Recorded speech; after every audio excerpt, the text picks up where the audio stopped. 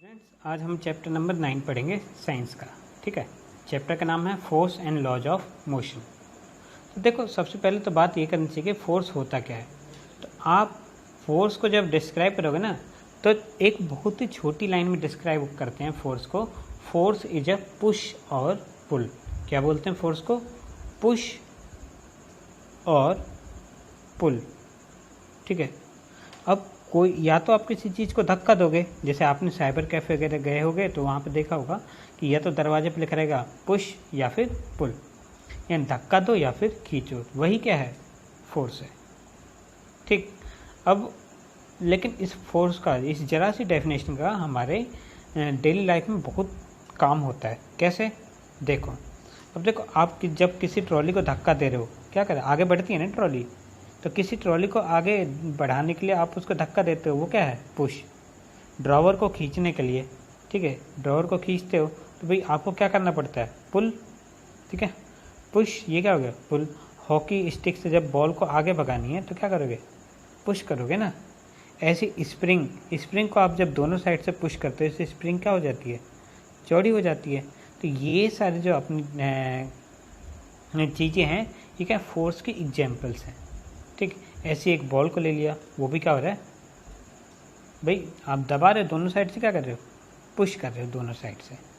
ठीक है, अब देखो, लेकिन ये जो फोर्स होता है इतना सिंपल भी नहीं है जितना सिंपल ये कहने में लग रहा है। फोर्स दो टाइप का होता है, एक होता है बैलेंस फोर्स और दूसरा होता है अनबैलेंस फोर्स। ठीक, अब बैलेंस फोर्स क्या होता है, अनबैलेंस फोर्स क्या होता है? तो इसको आप ऐसे मान के चलो कि मान लो कि कोई एक टेबल है। ठीक, अब टेबल पे एक साइड से एक लड़का क्या कर रहा है? फोर्स लगा रहा है। तो टेबल किधर जाएगा? ऑब्वियस सी बात है, टेबल आगे जाएगा। ठीक है, तो ये क्या है? अनबैलेंस फोर्स है, क्योंकि ये केवल एक ही तरफ से लग रहा है। अब मान लो कि दूसरा लड़का जिसमें सेम इतनी ही ताकत है, वो इस तरफ से फोर्स को लगाने लग जाए। ठीक है, तो ये अब टेबल मूवमेंट करेगी क्या? सोचो भाई, एक लड़का यहाँ से धक्का लगा रहा है, दूसरा उस साइड से धक्का लगा रहा है, टेबल मूवमेंट नहीं करेगी। तो ये क्या कहलाता है? हमारा अनबैलेंस्ड फोर्स। ठीक है, तो बैलेंस फोर्स क्या कहोगे? जब ऑब्जेक्ट पे लगे हुए सारे फोर्स एक दूसरे को क्या करते हैं? कैंसिल आउट करते हैं। और अनबैलेंस फोर्स क्या कहोगे? जब जितने भी फोर्स लग रहे हैं वो एक दूसरे को कैंसिल आउट ना कर पाए। ठीक है, अब चलते हैं आगे। देखो, आगे चलने पे हमें एक मिलता है फर्स्ट लॉ ऑफ मोशन। ठीक, ये समझ लो, ये जो 3 लॉज ऑफ मोशन आएंगे ये बहुत ही ज़्यादा इम्पोर्टेंट है। फर्स्ट लॉ ऑफ मोशन, इसकी शुरुआत कहाँ से हुई? ठीक है, इसकी शुरुआत हुई गैलीलियो के एक एक्सपेरिमेंट के द्वारा। ठीक, तो उन्होंने क्या किया कि भाई लकड़ी के 2 तख्त बना लिए ऐसे। ठीक है, अब उन्होंने क्या किया कि भाई एक तरफ क्या किया कि बॉल रख लिया इतनी ऊंचाई पे, तो बॉल को क्या किया? लुढ़का दिया।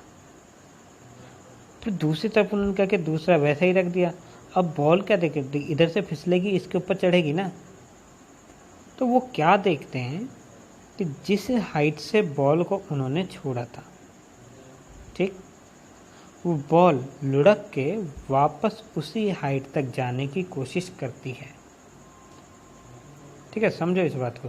जिस हाइट से बॉल को छोड़ा था उसी हाइट पे वापस जाने की कोशिश कर रही है। तो उनके दिमाग में खुराफात सूझी। क्या? उन्होंने सोचा क्यों ना मैं स्लोप को चेंज कर दूँ थोड़ा। तो जैसा इसका स्लोप था वैसे इसका स्लोप था। स्लोप मतलब ढाल सेम था। क्या पता इस वजह से दोनों एक हाइट पे आ रही हैं। तो उन्होंने क्या किया? उसको थोड़ा टेढ़ा कर दिया ऐसे। अब उन्होंने देखा बॉल आई, वापस से उसी हाइट तक गई जिस हाइट से आई थी। फिर उन्होंने और टेढ़ा किया, बॉल क्या करिए? वापस उसी हाइट पे गई। अब आप गैलीलियो बन जाओ, आप और टेढ़ा कर दो, तो बॉल क्या जाएगी? वापस उसी हाइट तक जाएगी।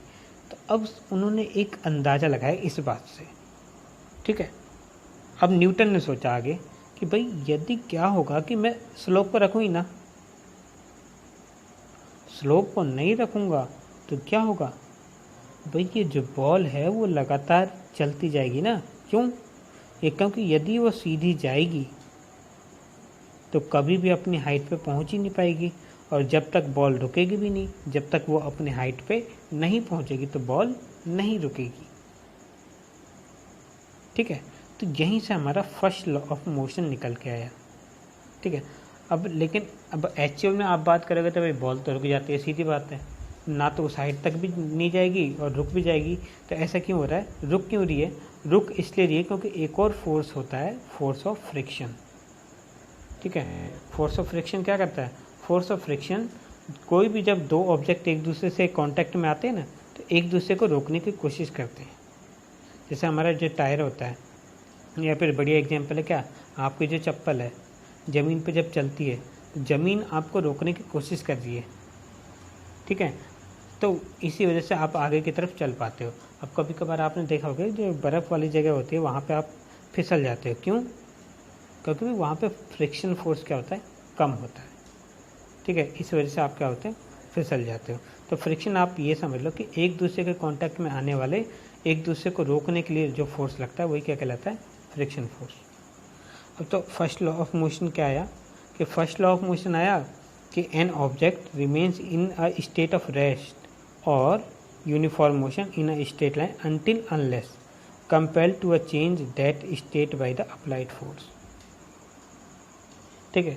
ये चीज़ आपको समझ में नहीं आई होगी, ठीक है। तो मैंने एक अपनी डेफिनेशन बना रखी है, वो इजी है समझने के लिए, क्या कि an object either in rest और इन मोशन, ध्यान से सुनो, an object either in rest, ठीक है, और in motion remain in its position या फिर remain in its state of motion until unless an unbalance force act upon it, यानी जब तक कि किसी ऑब्जेक्ट के ऊपर अनबैलेंस फोर्स नहीं लगाया जाएगा, ऑब्जेक्ट यदि रेस्ट पे था तो रेस्ट पे ही रहेगा और मोशन में था तो कहाँ रहेगा, मोशन में ही रहेगा।